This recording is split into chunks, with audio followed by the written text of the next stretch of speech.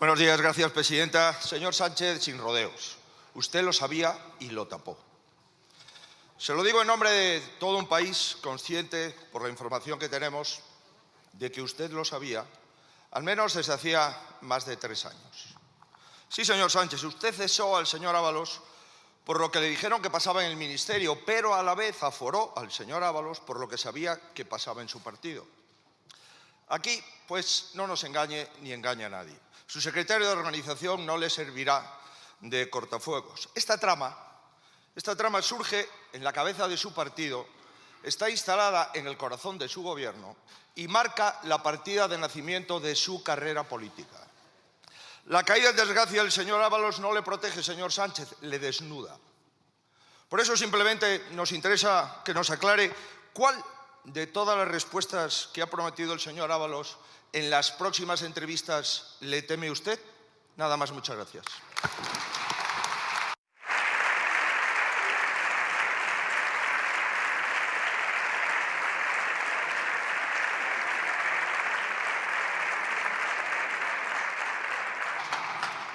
Muchas gracias, señor Feijóo. Señor presidente, cuando usted quiera.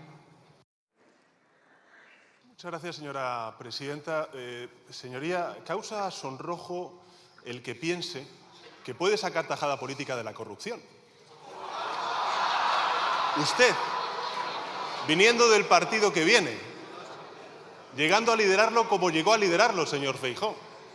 Este es un gobierno implacable contra la corrupción e incompatible con la corrupción, señoría.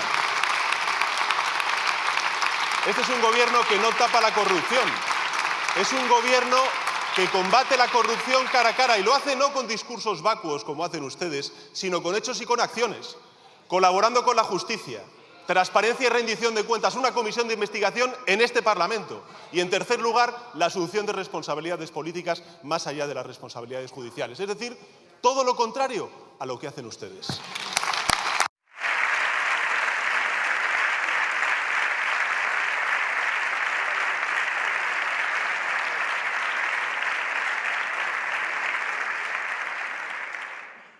Señor diputado, cuando quiera. Está claro, señor Sánchez, que usted lo sabía. Mire, aún va a tener que calumniarnos mucho más para tapar la descomposición de su gobierno. No esparza a nadie lo que usted tiene debajo. Señoría, no venga usted aquí con el ventilador ni con excusas. El juez está investigando a su gobierno y está investigando a su partido. Eso es de usted, señoría, de quien no acaba de fiarse el señor Ábalos. ¿Sabe por qué? Porque le conoce. Usted y su partido llevan días intentando hacernos creer que un personaje de su manual de resistencia, la sombra para todo, del ministro para todo, del secretario de organización para todo y ahijado político del secretario de organización actual, el señor Santos Cerdán, no era nadie en el Partido Socialista, no era nadie en el gobierno y actuaba siempre por su cuenta. Deje de insultar la inteligencia de los españoles todos los días y todas las horas.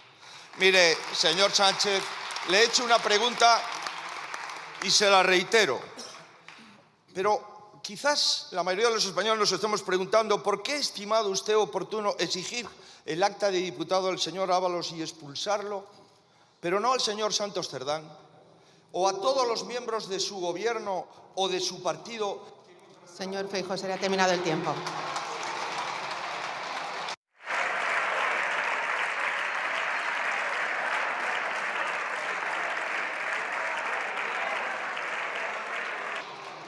Señor presidente, cuando quiera.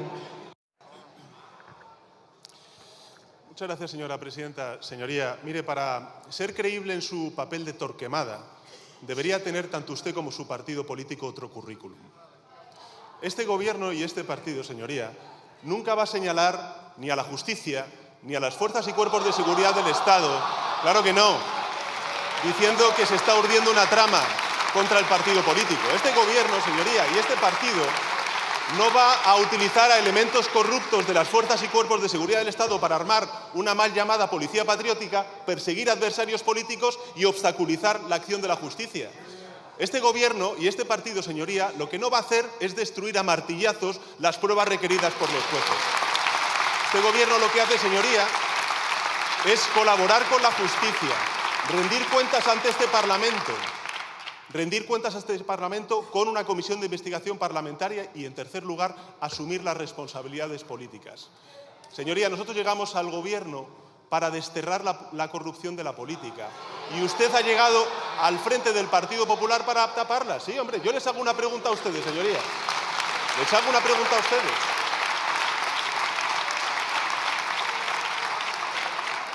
Les hago una pregunta a ustedes, y a usted en particular, señor Feijóo. ¿Sí? ¿Por qué cayó el señor Casado? ¿Por qué cayó el señor Casado? El señor Casado cayó por denunciar una trama de corrupción de la señora Ayuso en la Comunidad de Madrid, y usted está en pie por tapar y tolerar esa corrupción.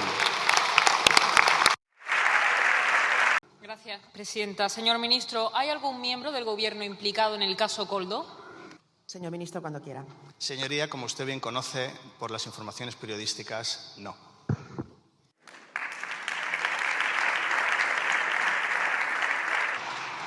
Señora diputada, cuando quiera.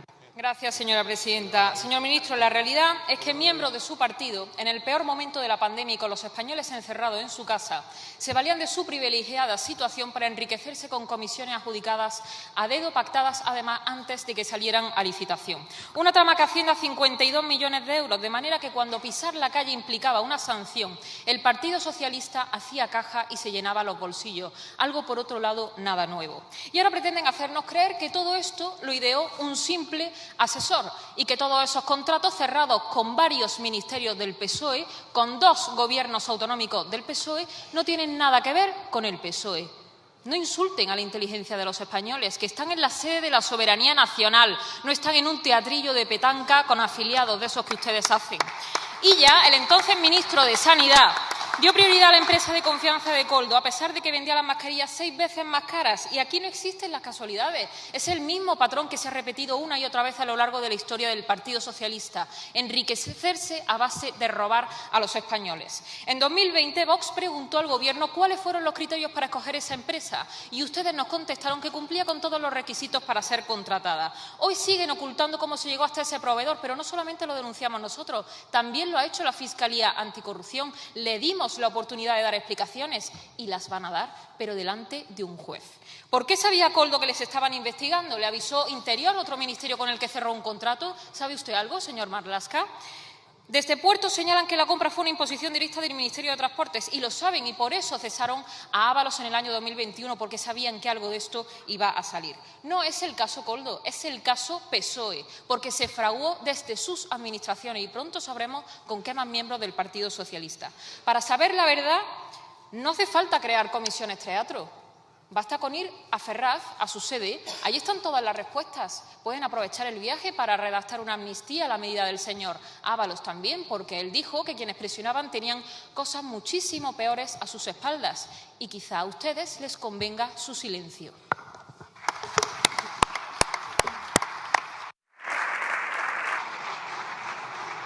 El señor ministro conoce la realidad de la criminalidad cotidiana. Muchas gracias, señor Gil Lázaro. Pero antes de responderle, quisiera saber qué es para Vox la criminalidad cotidiana. ¿Apalear un muñeco como si fuese el presidente del Gobierno? ¿Tener en sus filas a responsables políticos condenados por violencia machista? ¿Acosar o insultar a personas por su orientación sexual o identidad de género? ¿Agredir a mujeres por el hecho de ser mujeres? Mire, este Gobierno seguirá combatiendo evidentemente toda y cada una de las formas de criminalidad. Señor ministro, le voy a explicar a usted, ya que me lo pregunta, lo que es la criminalidad cotidiana. Ayer tarde, en Madrid-Río, una mujer en silla de ruedas apuñalada, según testigos, por un grupo de magrebíes. El sábado pasado, en Algemesí, una menor brutalmente atropellada y muerta por un argelino. En Canarias, coincidiendo con la avalancha migratoria, las violaciones han aumentado un 83%. En la ciudad de Barcelona, 8 de cada 10 detenidos son extranjeros. En el País Vasco, 1/3 de los delitos cometidos en la región son perpetrados por extranjeros. En Bilbao, los delitos afectos a ese tipo de autoría han aumentado un 40% en los últimos 5 años. Un barrio tan tradicional como el de San Francisco se ha convertido hoy en un gueto de delincuencia marroquí. El 26,8% de los bilbaínos dicen que su principal preocupación es la inseguridad. En Vitoria, en los barrios de Salburúa y de Santa Lucía, grupos de vecinos han tenido que organizarse en labores de vigilancia ante las olas de agresión y de robos que perpetran. Y así suma y sigue, consecuencia de las políticas del Gobierno vasco y de los ayuntamientos en manos del PNV y de Bildu, que han llenado las calles vascas de una inmigración conflictiva y subvencionada que genera inseguridad en ancianos, mujeres y niños. Y en el conjunto nacional, señor ministro, son sus datos. La tasa de criminalidad de extranjeros multiplica por 3 la de los españoles. El 32% de los homicidios, el 39% de las violaciones, el 47% de los robos con violencia son perpetrados por extranjeros. Ese es el rostro de la criminalidad cotidiana, en la que tiene que ver mucho su fracaso en la lucha contra la inmigración ilegal. Porque, como sí dice Vox, en serio, para encarar ese fenómeno hace falta voluntad firme, hace falta aplicación rigurosa de la ley y hacen falta medidas eficaces. Sobran chanzas como las suyas, señor.